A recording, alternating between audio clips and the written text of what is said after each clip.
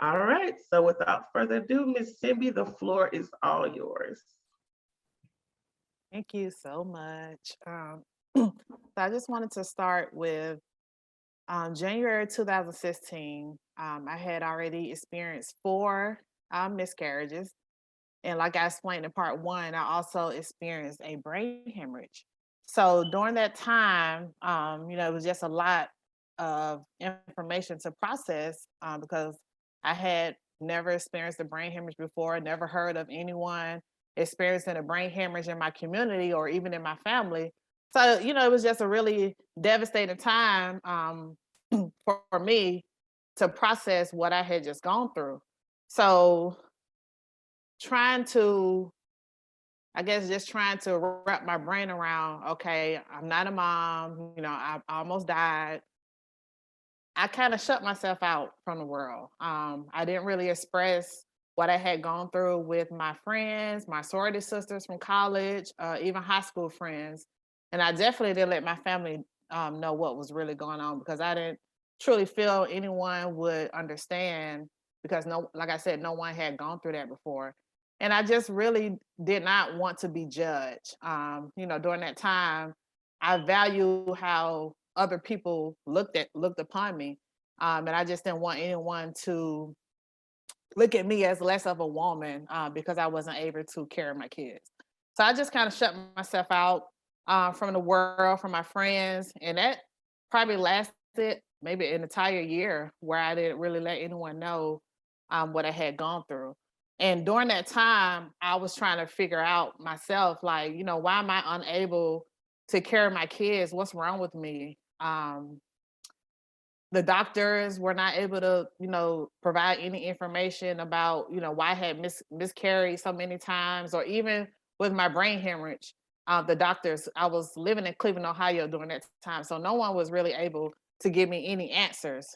And so after that year, I just decided to move back home to Atlanta, which was probably the best decision I made during that time because during that process, I was able to really do my own research and just getting away from the environment that I was in. Because during that time, my significant other at the time, he had, cheated on me with someone else and got someone else pregnant. So it was really hard. And I recognized not really recognizing myself, but when I finally did talk to family and friends, they just like, you're not yourself.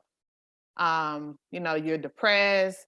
We could tell that you are going through a number of things and, we feel bad for you. So they asked, is there anything that I could do? But at that time, I didn't feel that, my family and friends could help me. Cause again, like I stated, no one had gone through what I went through.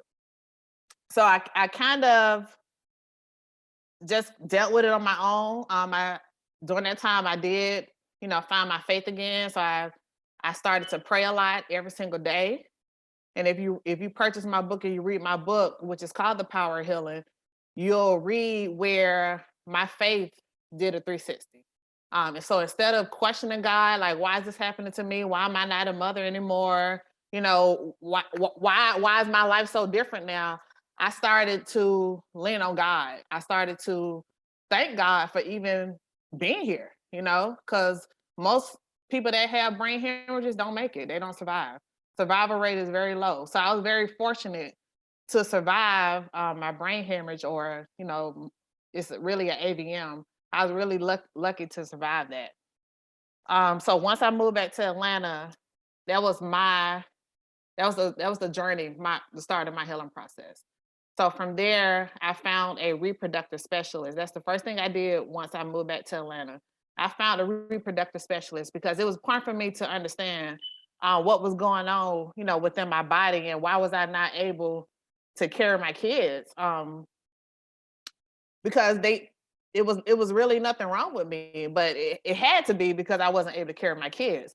So from there, she did all of her diagnostic tests, and she was just such a wonderful. It was just a relief to actually talk to someone about what I had gone through, and she listened. She was an older lady. She listened and she showed empathy, for me. So from there, she was able to create a treatment plan for me. And after her, all the tests that she ran, she was able to diagnose me with PCOS, which I had a very mild case of it. And that probably may have been the cause of, the miscarriages.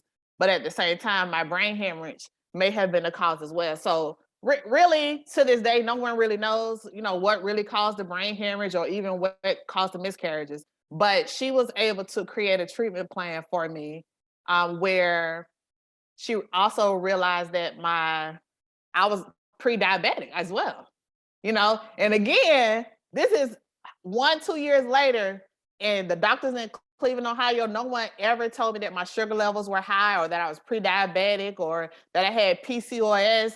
And I was, paying them good money to let me know what was really going on with me.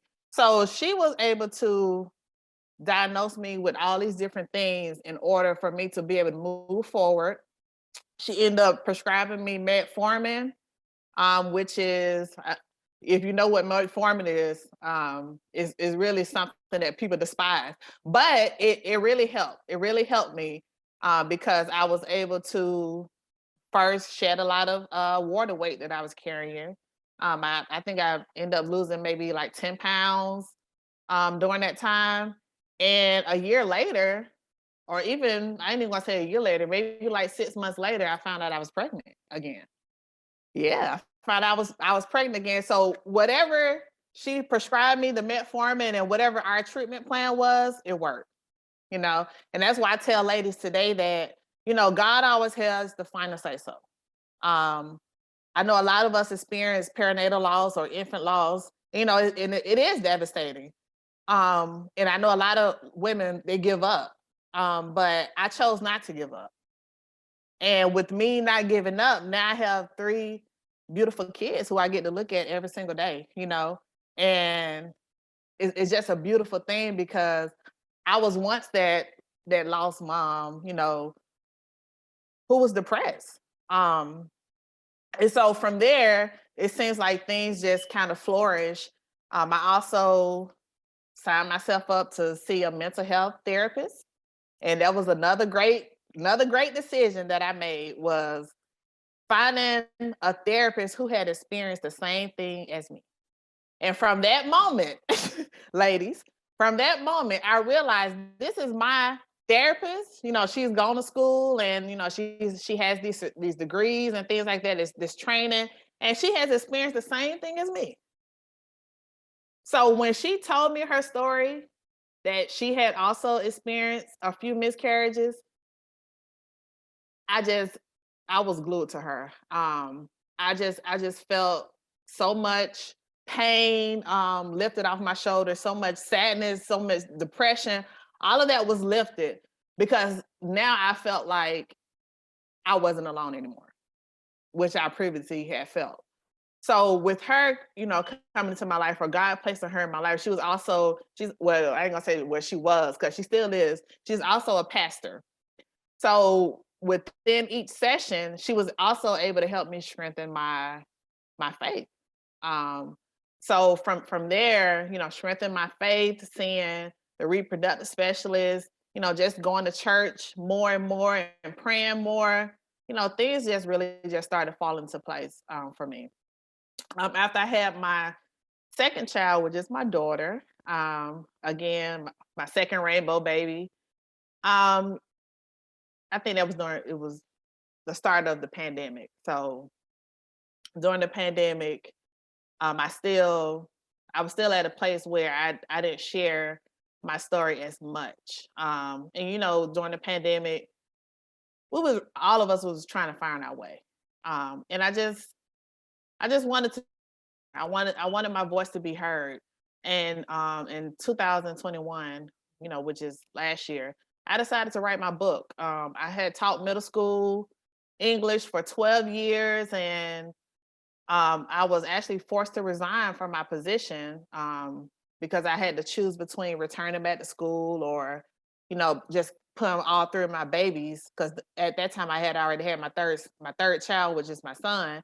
I was forced to choose between returning back to school or putting all 3 of them in daycare. And I fought hard for my kids. I fought hard for life, for their life.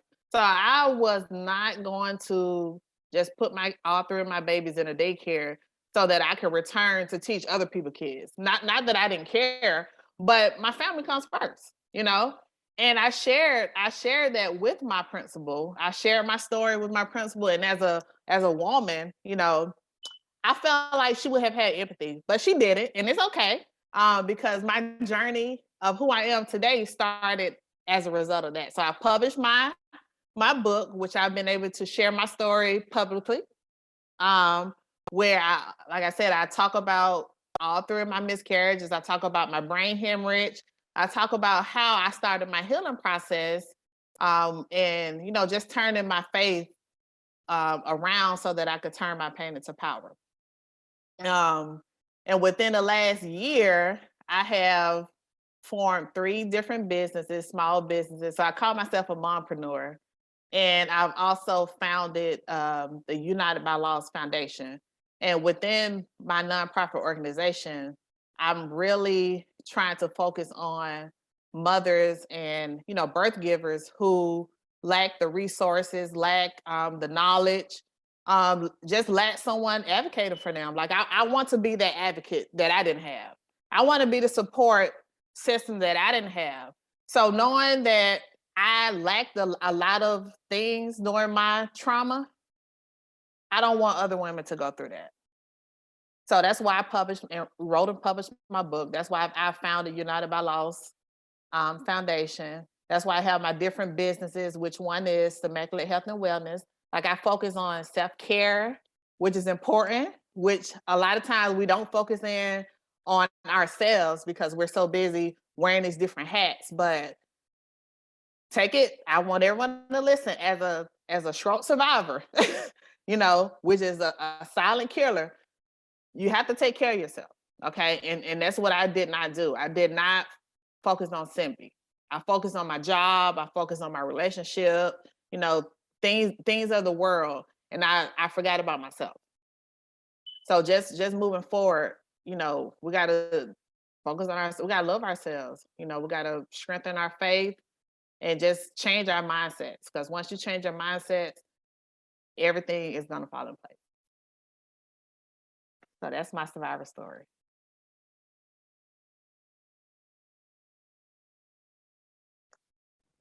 Thank you so much, Cindy, for sharing. We truly appreciate you telling your story, and how you're able to turn your pain into power. Up next, I believe we have Teresa Wright Johnson. Tamaya, next slide, please.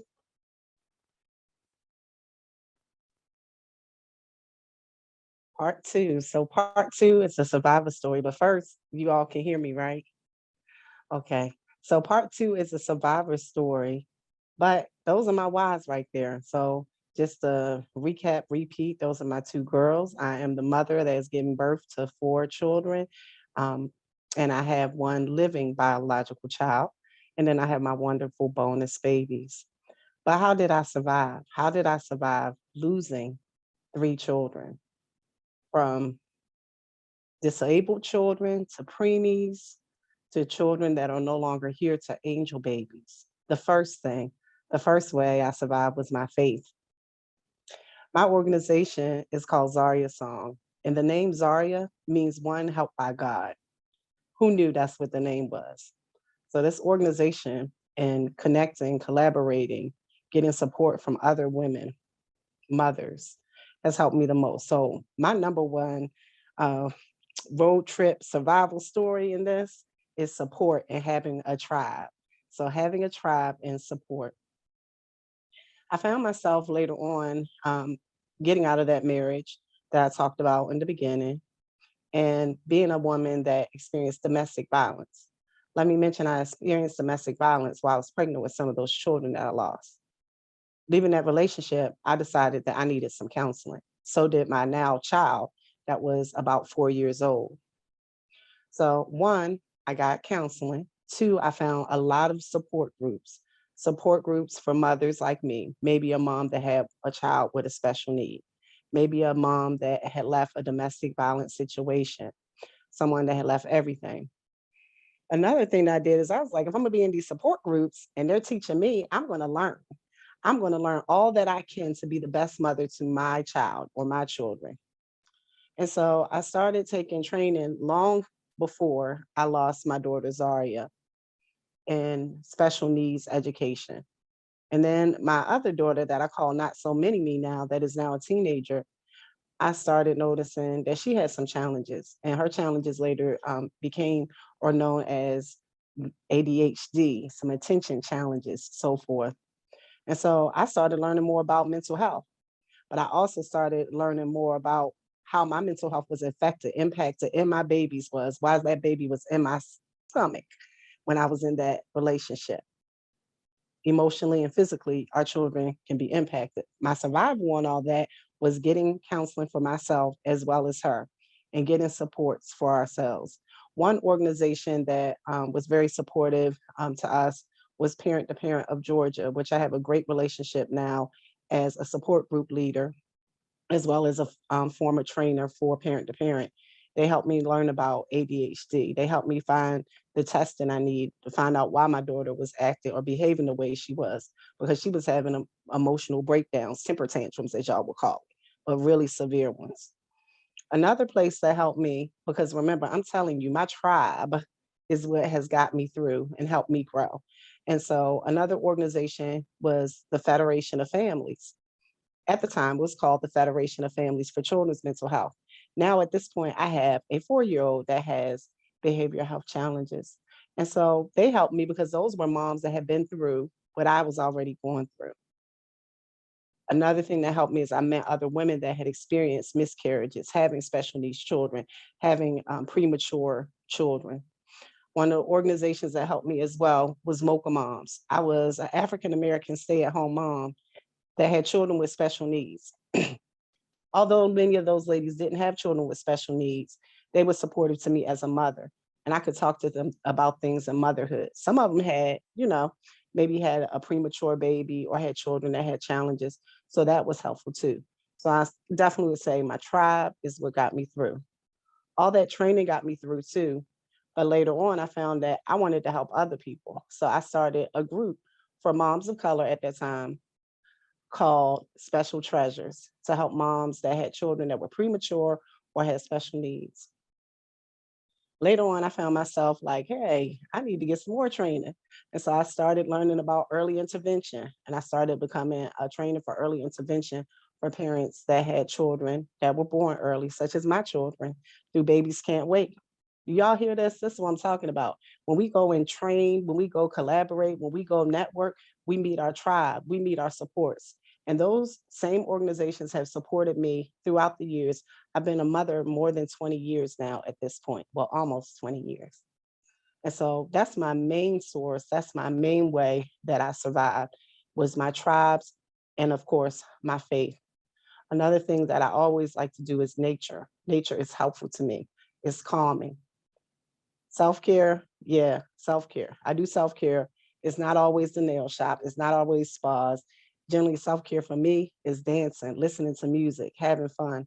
That helped me too. And just enjoying my children helped me. My survival story is just amazing to me because I'm still here and now I've been able to help thousands of other women. And that's what I decided. I decided that I wanted to grow through what I had been through and then help other people do the same thing. So those are some of the ways that I was able to survive some of those things.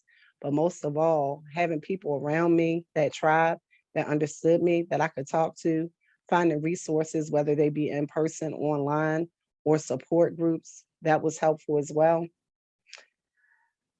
I'm not a writer, y'all, but I'm a writer. And so I tried the journaling. That wasn't for me. Um, However, I recently wrote, well, I've written 4 books and I recently became an international best-selling author because I wanted to share my story. And it was talking about dragon slaying. All of those hard experiences, I slayed some dragons, but I couldn't have done it alone. Even you all listen to this. You're listening to a group of impactful other mothers, and I'm sure you're impactful too. And we're just better together. And I'm trying to think what else that really, really helped me. I'm just that tribe girl. My name means to connect and to reap. And I feel like that's what's helped me the most. But really, really being real and honest with yourself. Because see, I've experienced depression now, and I've experienced some challenges from going from being a real Atlanta housewife to having nothing and dealing with challenges having children early and with mental health for my children as well as myself because of depression. So what I really want to say is try to be authentic to yourself and learn about the different things that you're doing. Like be real with yourself. If you find yourself, as I tell people, when I experienced depression, I just kept going. But when I connected with all these organizations, I started learning more what depression looked like. And now I'm a certified mental health instructor nationally and in so many other aspects that had I not had Zaria, and then my daughter, not so many me, and the children that I have and have helped raise, I wouldn't be the woman I am today. So what has helped me is those experiences, those hard experiences, they shaped me. They made me a better Teresa. They made me a better mother. They made me a better advocate. They made me a better trainer. They made me a better speaker. They made me a better person, period.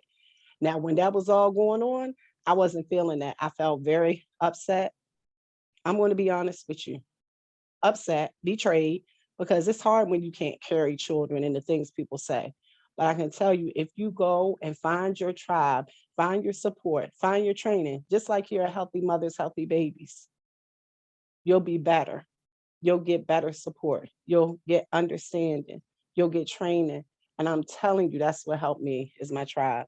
Now I'm a business owner of several businesses. I told you I'm a best-selling author, an international best-selling author as well, and a parent educator. But what's most important to me, ever since I was a little kid, I wanted to be a mom, which I consider a multiple operational manager. I now also am the founder of Zaria Song and Mom Biz Boss, where I focus on moms being business owners, caring about the community, and being parents. And of course, that's what I do. So I'm glad to be here for this part two. But what I encourage you to do is just be authentic with yourself, have faith, take care of yourself, and find your tribe so you can be stronger, so you can go down the path with someone to support you because we're really better together. So I think that's all I have to say because that's all I can think of at this point. Um, but I am so excited to be here, like I said again. And with all of this, remember, it is not forever. All things will pass. And there's someone out there that can relate to you and that might be able to help and support you. If you need help or support, please reach out to me too.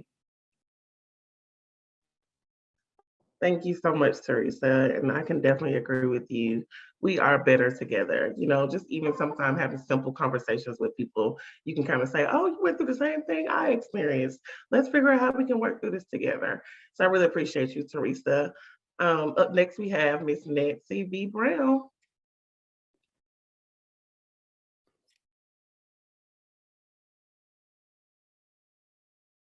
Hello, hello. Are you doing an introduction or I just go on? You can give a little brief recap of what you spoke about at part one. Okay. Hello, everyone. Good evening. My name is Nancy B. Brown, and I'm a survivor of a lot of things. I'm sure many of you all can relate. Um, been through sexual child abuse at 5 years old. Um, that was a very, very traumatic experience for me. I became an at-risk youth and, I began rebelling. I had trust issues. I was broken. That led me to go through the foster care system, that behavior at that age. And also I attempted suicide around age 12. Excuse me, around age 13, I became a single mom. And no, I was about 14. I'm sorry. I became a single teenage mom. And I did experience depression and failures. I went through a divorce. It was a very nasty divorce financially. I lost everything. I was younger and I did not properly secure or set certain things in order because I had no knowledge of this stuff. And in 2020, I lost my sister to suicide. She was in 2020 going through the pandemic. She definitely was experiencing financial difficulties. She went through a divorce. She was in an abusive relationship. She was 30 years old and had an 11-year-old son, and she was a twin. And she was dealing with mental illness. She was in pain. And just from a lot of these experiences, just like the ladies mentioned earlier, I took my pain and really wanted to, I didn't want to. It just literally, my pain became my purpose, and really allowed me to walk in my own healing process. I've been fighting to heal my whole life, really, since I was about 5 years old, but definitely experiencing some of these hardships pushed me into my purpose. There's a quote that I always say, forgiveness is the master key of love. And the reason I say that is because, a lot of times people think that if you forgive that you're a weak person, but I strongly believe that it takes a very extremely strong person to forgive. And you have to have a very big heart to be able to forgive. I do want to share a funny story that I did forget to share last time. It's funny because in 1996, when I was pregnant with my daughter, my mother contacted Healthy Mothers and Healthy Babies, and she actually was able to get me my daughter's first crib. Okay, and clothes and donations and that car seat that I used to walk up and down the street with. So it's funny just to see how how God will bring you full circle. They helped me, and I remember when I mentioned to my mom, like, yeah, I spoke at their event. I spoke at their. They had this virtual event, and I got a chance to speak. And I told her the name. She was like, that's the people that helped with the crib and the stuff when you were pregnant. I was like, oh my God, I kept saying the name sounds so familiar, but it brought it back around. So it's just great to, I'm honored to be here pretty much. Hope is all we have, going through all of this and just dealing with life and dealing with everything that we're all dealing with right now. Hope is all we have. And I really want to just say that mental illness is a disease just like any other disease. It's like cancer, it's like diabetes, it's like obesity, it's like HIV. So just, people don't seek help because of the stigma that's associated with mental illness. Okay. Nobody wants to be connected with the word illness, and especially not mental. Okay. But I just want to remind you that mental illness is not a flaw. A lot of people experience mental illness with the pandemic, with the shock, anxiety rose, children definitely, and depression rose, and unfortunately suicide rose. So I think that we're becoming more understanding and a little bit less judgmental when it comes to that part. There's a quote that I do want to share that Biggie said. He said, negativity brings failure. And it's so important to stay positive, even while you're facing the negativity and you're facing the hurt. This is a season where we just have to stay positive and pray, for positivity. There's also a quote by Dr. Seuss that says, "You're off to great places. Today is your day. Your mountain is waiting. So get on your way. Mountains will come, mountains will go. Keep on going. Be on your way." So, another lesson, Oprah said, another quote, she said, "The number one lesson I can offer you is to become so skilled, so vigilant, so flat out fantastic at what you do that your talent cannot be dismissed." The point really is become so good that you can't be ignored. And there's a scripture for that says, basically, your gift will make room for you, right? You're really here to solve a problem. And also, I want to make sure to share that, just make sure that your dream is big. And if your and if your dream does not include anyone but you, then you're not dreaming big enough. So you want to make sure that you dream big and that your dream, the vision, just like these ladies are sharing from their pain, their purpose was birthed and they started their organizations, and I can definitely relate. So find your voice and sing your own song, okay? I'm gonna give two last quotes and I'll stop with the quotes, but I love reading quotes, okay, as you can see. One is by Norman Vincent, and it says, shoot for the moon. Even if you miss, you'll land amongst the stars. Surround yourself with positive people and people who are investing in their own growth. Those are the people that will, even if you fall, they will be able to catch you. So be very, very focused on changing your surroundings and being around positivity. And another quote by Les Brown is, live your life the way you want to lead your life. I literally every day, I live for the day. I don't know if that's my last day. I try to do what I am supposed to do and focus on being the best person that day. Last week, I probably had a tough week, but I focus on this week. I don't get stuck in that week. So don't get stuck looking back. Stand on your story and do not stand in your story. We have to keep moving forward. I want to share just a couple of healing tips. You know, be aware of your body, be aware of your surroundings, even the triggers, the stress, and, you know, be aware of that, be mindful of that, and get away from those things that trigger you, upset you, and anger you, especially when you're in a very delicate place of healing, okay? Be aware of your thoughts. What are you thinking about? Are you thinking negatively? Are you speaking negatively about people? Are you around people that speak negatively? Get away. Get away. Go listen to some gospel music, some reggae music, some hip hop music. Go listen to some country music. Go get some positive healing music and get away from the negative talk of especially the people that want to keep you stuck. Be aware of your actions. Okay, what are you doing every day? Me, I'm a goal setter and I'm a goal getter.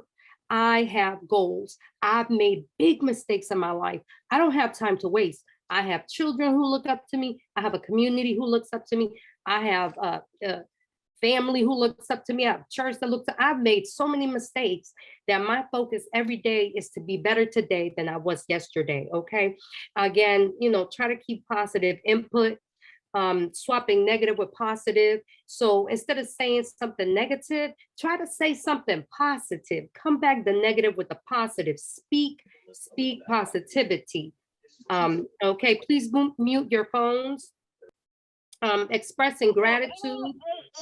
Monique, mute your phone, please. Thank you. Okay, expressing gratitude through the day. Be mindful to express gratitude through the day. I just say, thank you, God. I just feel like, thank you, God, all day. I don't care. Because the more you do that, please mute your phones. The more you do that, the more positivity will come your way, okay? Looking at the best in every situation. Don't be a Debbie Downer or a negative. I'm not gonna say my name because that's what I've heard people say. Don't be negative. Try your best to be positive. And if you can't, get away from those people who are being negative. You know, focus on your diet and your exercise.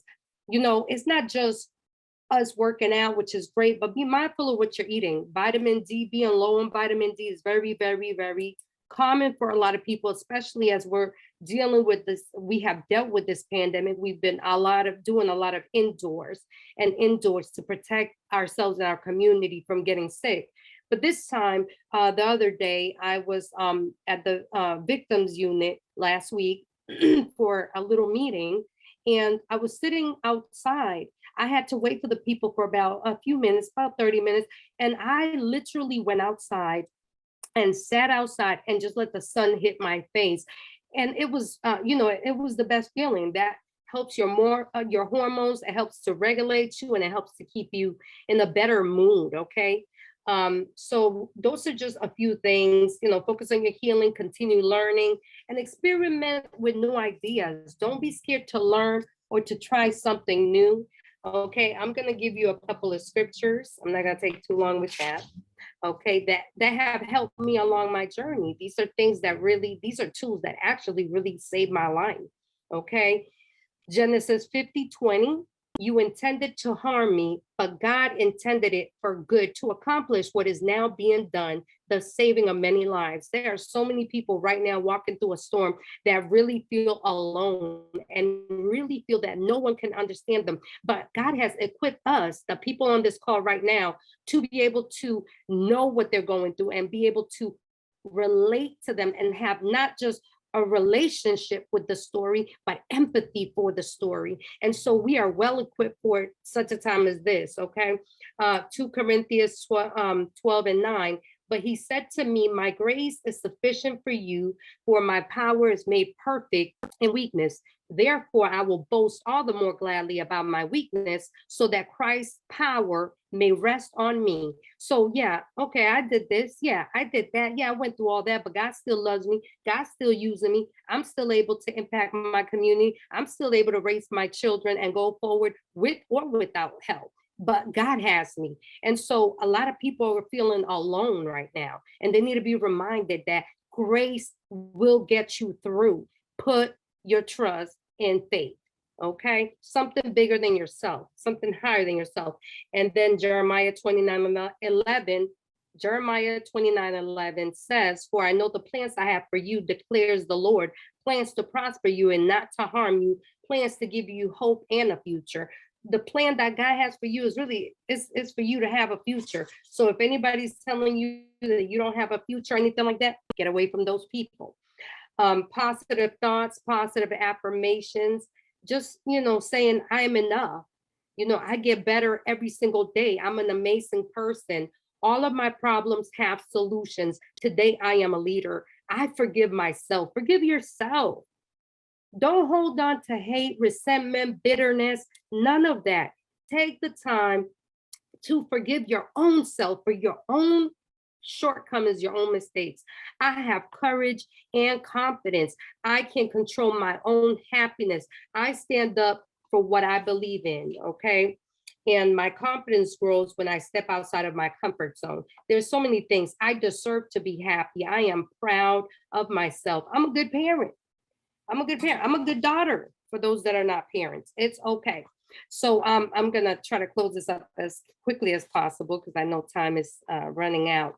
But I've been through a lot of things in my life, a lot of failures. I still make mistakes. I'm not perfect. I'm still every day I'm a work in progress, and literally I say that very humbly. But I am very grateful, and I'm gonna share. God is doing a lot of things in my life, and I'm just so excited about my future in spite of some of the challenges that I still face, okay? From a lot of the things that I've been through, I did write a book. It's called My Costa Rican Hummingbird Sings, Breaking the Bondage and Answering the Call. And God really summoned me at that time. I was writing a hair loss book because that's really my field that I'm in. And the book changed right away. Okay. Another thing that I'm working on is I have a podcast. It's called My Hummingbird Sings. Now I can't sing, y'all. So I don't know why God keeps making me sing. And I guess that just means it's time to speak up, right? It's time to raise our voice and sound our trumpets and make sure that we let people know that we are here and they're not alone. Okay. I'm a peer support specialist. I'm a suicide prevention advocate. I'm a mental health advocate. And I'm one of the radio hosts at the Stop Child Abuse Now, which I do that on the about 2 days a week. Again, I'm a published author. I have worked, I said I do specialize in the hair field. I have specialized as a hair loss consultant and worked with a lot of hospitals when I lived in Boston, including Harvard Medical School, Mass General Hospital, Tufts Medical, Boston Medical Center, and many more. Okay, I'm currently in school. I'm back in school. I'm gonna say this before I say that. I dropped out in the 8th grade, okay? Nothing to brag about. I'm not saying that to say that this is to bring light to it like that, but I'm saying that it's a testimony. I dropped that in the 8th grade when I was pregnant with my daughter. Okay. But I went back and I got my GED.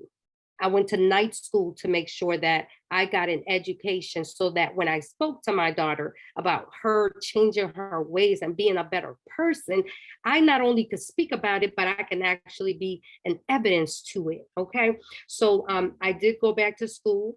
I'm studying Christian psychology and theology and a whole bunch of other things, and specializing in childhood sexual abuse and trauma-informed psychology. So I'm in school to be a Christian psychologist. That's the main thing. But I speak to everybody and I talk to different peoples from different racial backgrounds, different ethnicities, different religious backgrounds. You know, it's just something that has helped me through my journey, which was my spirituality. Okay, I'm licensed cosmetologist and instructor.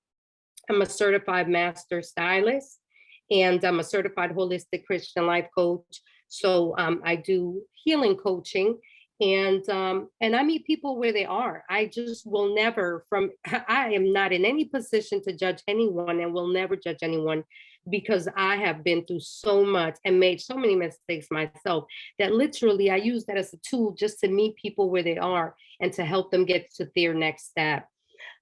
So, you know, I have many certifications in the area of mental health.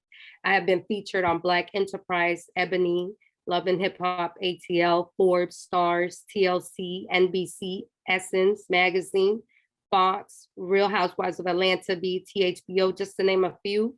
I've had a lot of awards.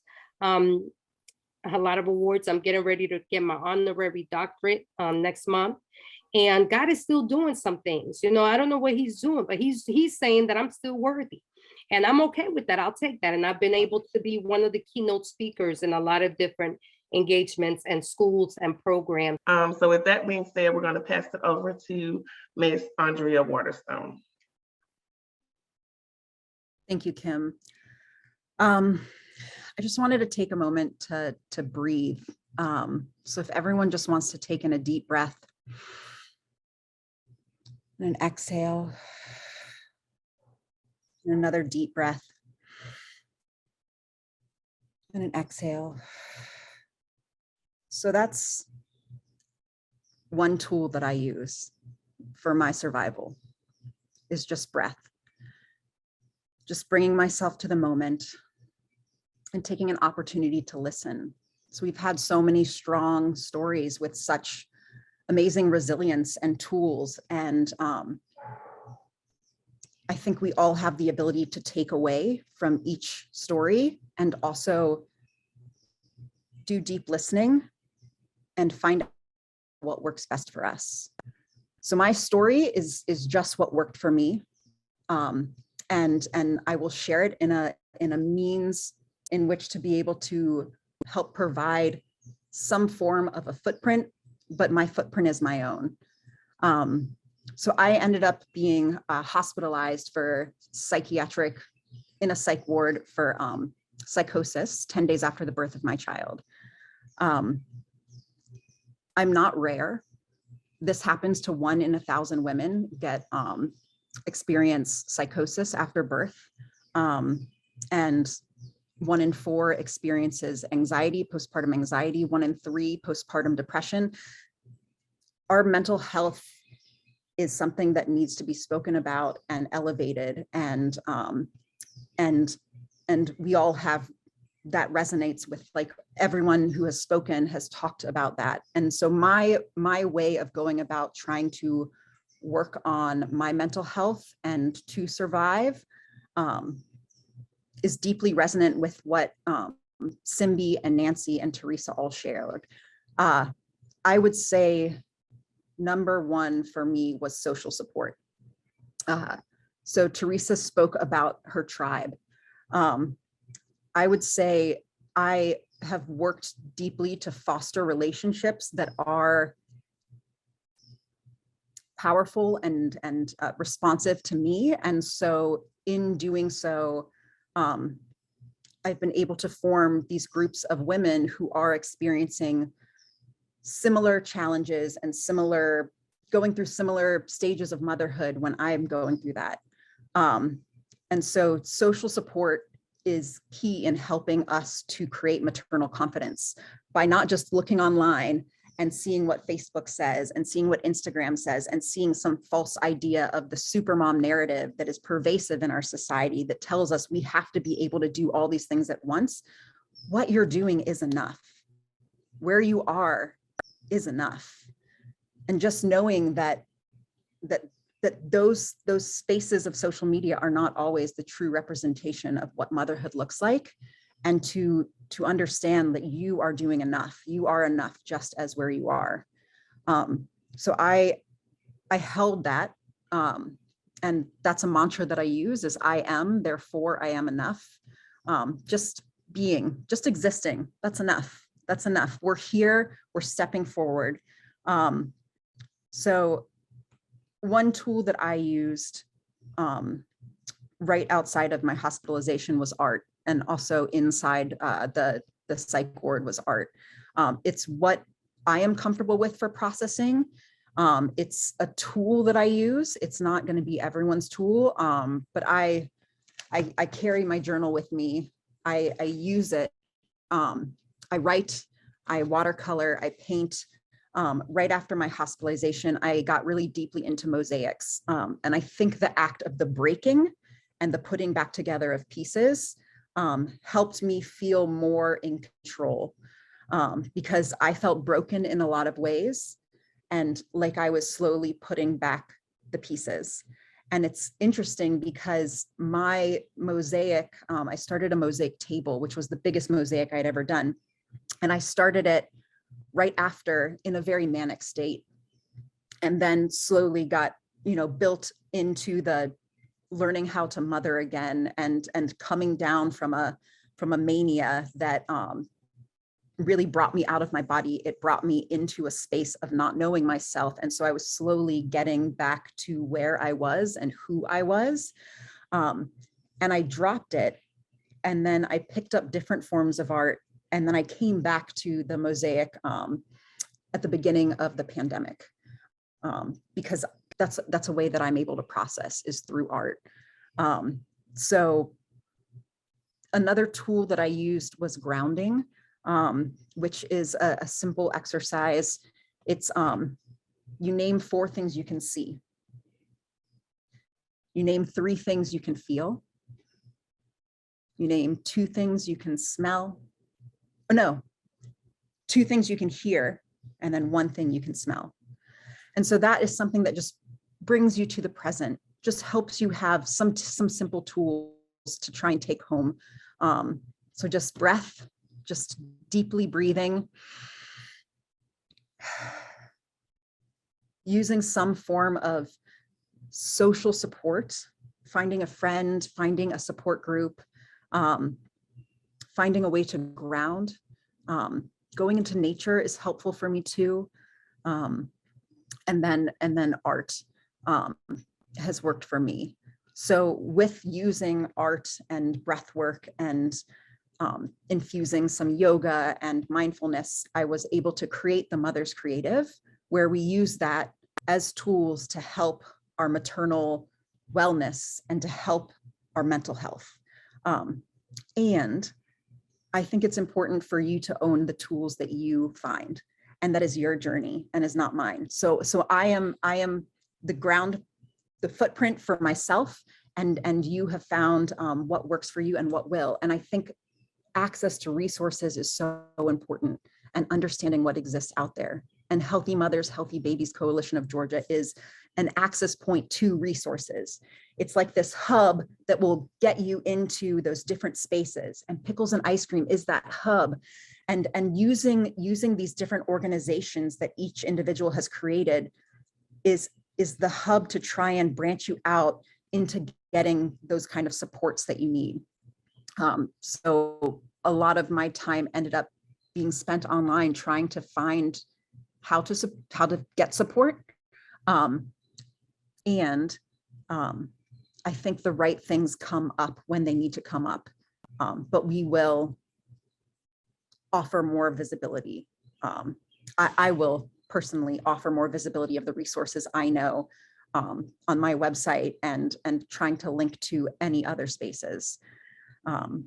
But yeah, I think so much has been said, and just taking the opportunity to listen and see what resonates for you. Thank you so much for your time, and I look forward to us all speaking again.